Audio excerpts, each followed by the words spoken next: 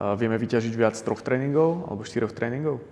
Odporúčanie pre väčšinu ľudí je 2-krát do týždňa celé telo. Ideálne v tom režime, ako som povedal, aby tam boli 2 dní rozostup.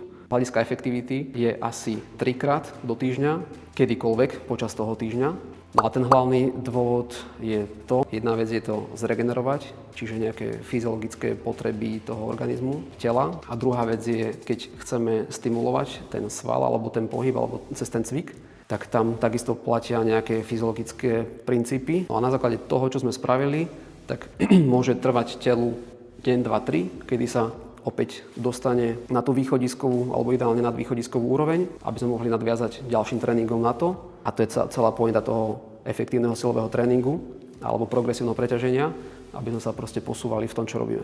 Ak nám ide o nejaký cieľ. Ak to nie je len tréning, ja to volám, že good feel tréning, že proste len prísť, vyčistiť hlavu, dať čo spraviť, pohybať sa.